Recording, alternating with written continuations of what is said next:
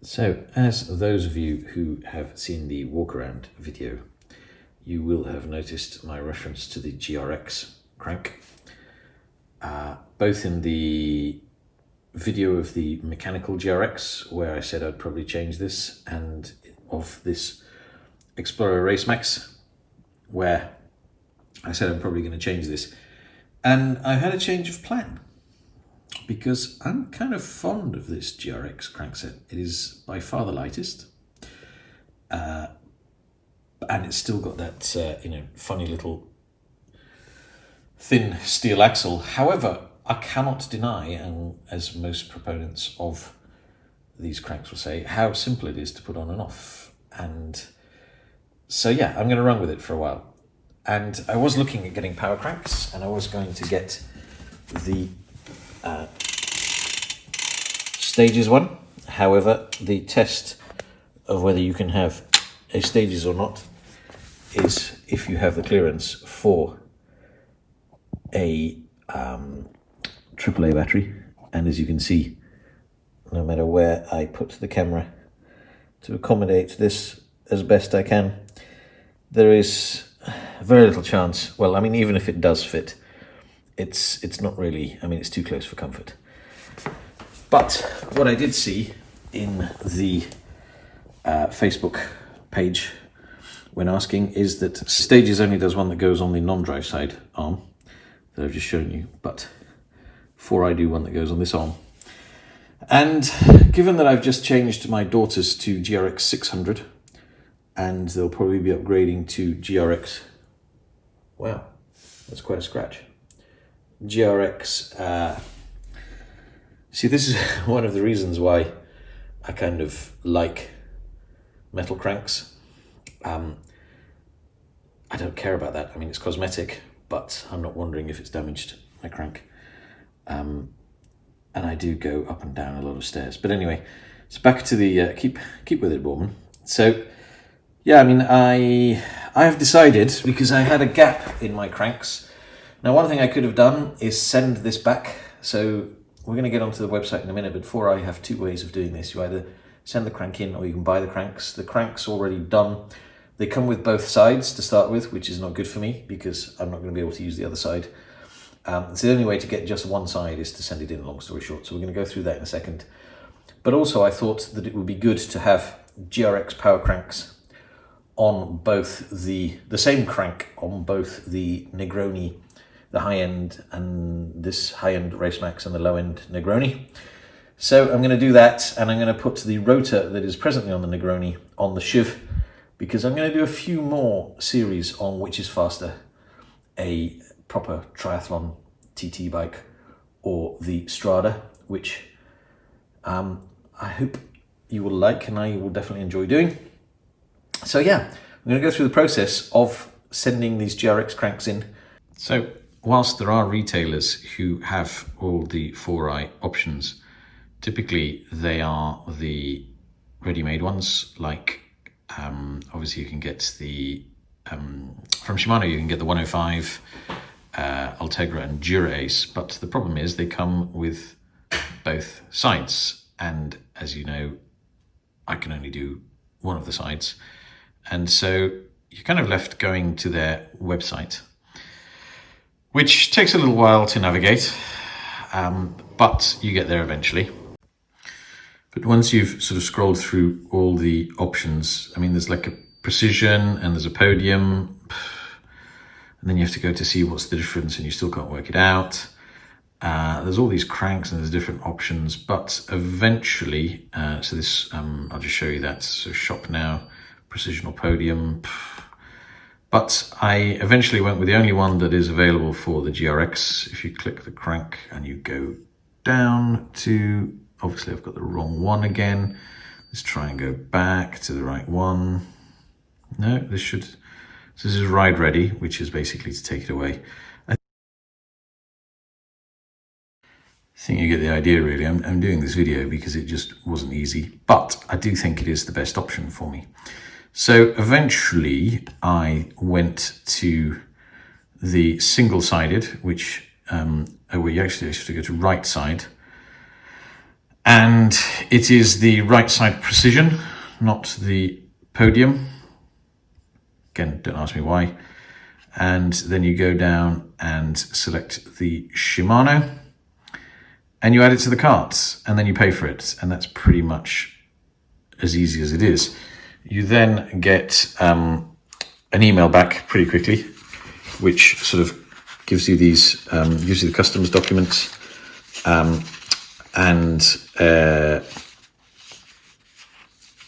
unfortunately, sort of, these seem to be set up for their left side because they're asking me to take a picture of the clearance, and it's like, well, I don't really need to send you a picture of the clearance, but I'm going to do it anyway. So I was going to take the GRX crank off of my Racemax and replace it with the 600 level that I haven't installed yet. And then I did think, because it's a BB386 Evo with adapters, I have a spare specialized carbon crank, very nice, very light. But I thought, honestly, the best thing I can do is put the rotor that is on the Project Negroni at the moment onto the shiv, because I want to do a few more comparisons of speed in different locations and ones where I can really go, put as much power as I can down. And it would be good to have GRX cranks on both of the gravel bikes. I think it's the best, at the moment for me, it is the best gravel crank out there. Yes, I have said that, I still don't like the thinner axle, but it's just really easy. Okay, so we have an espresso macchiato in a Big Mig cup. We all love Big Mig. And yeah, so let's get on it.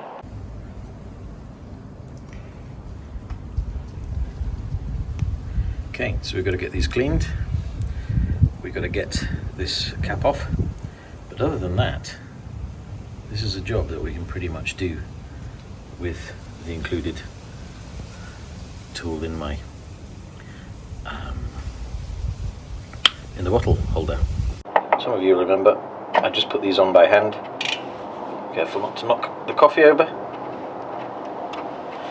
And so this is not actually the tool to get these out, but as you can see, it's pretty easy. It's a disposable plastic item.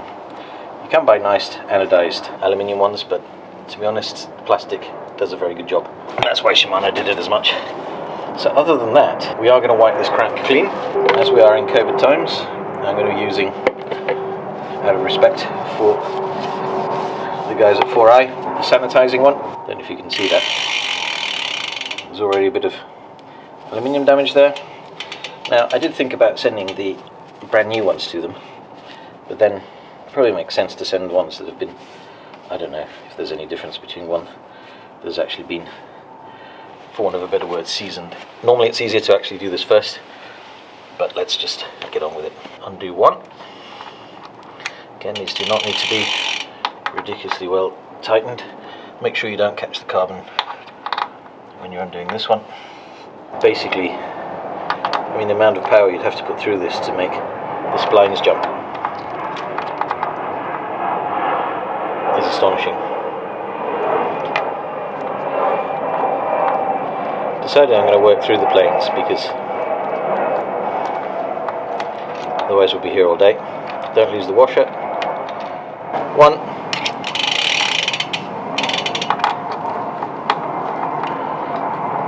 2. I'm going to grab the other side to make sure this pedal doesn't come flying down. Ah yes, no, don't forget there's this little part which is in between here.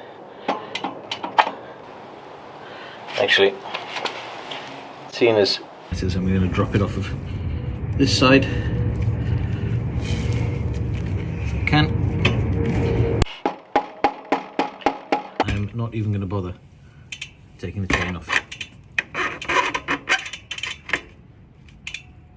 That is how I am rolling today. There you go. We're going to wipe this one down and get it off to 4i.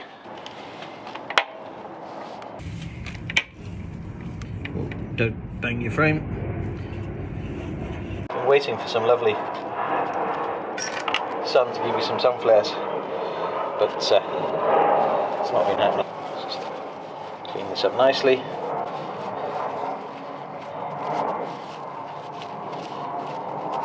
I'm assuming they give it a proper clean when it's there, but nobody likes getting some dirty bike parts out, so it's nothing else, it's just a common courtesy.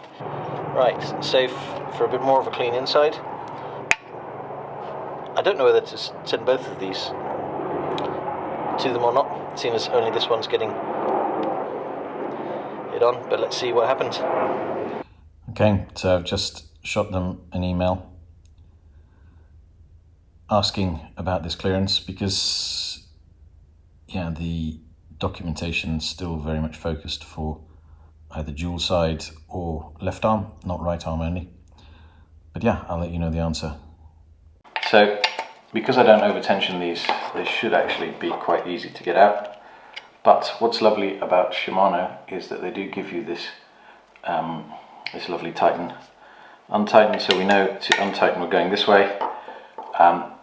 You've got to be careful of those teeth, but we should be able to just crack this like that without too much damage to the table. Get these pedals off. There's one, and then the other one, again, we've got the tighten is that way. So, the screws a bit, and there we go. And those hands are not too bad. This one crank that is going off to 4i. Going to get the other ones on, and hopefully soon, let's put it the right way around for you. That's all pretty clean to me. It's going back in as this. So literally, that goes on and obviously knocks the other side out, as we would expect. Hey, nearly falls on the iPhone. That's all pretty clean to me.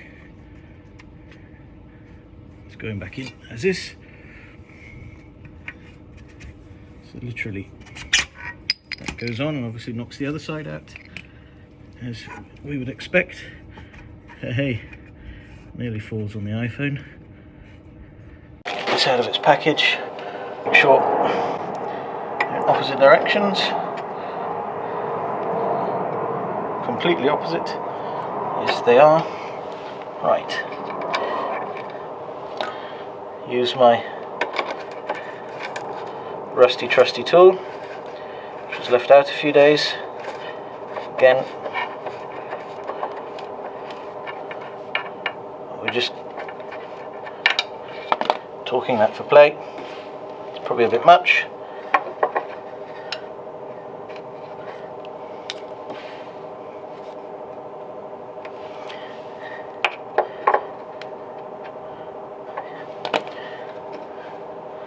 And do these up.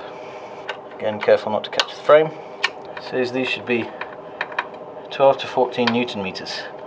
I mean, honestly, if you need 12 to 14 Newton meters in there, I believe you've done something wrong.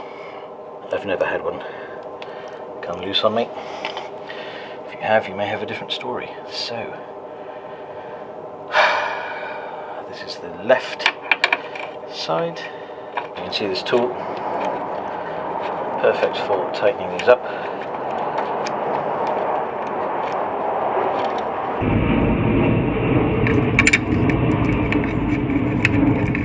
What's nice about this tool, I use this one, which is just a bit nicer, is that you can obviously tell if you've cross-threaded. If you're going with this part, then you just use the longer arm to give it a tiny amount of torque. Really, honestly, it does not need more than, let's make sure that's in camera, tighten, there you go, it's torqued up. There we go, I'll get that chain on and we're done.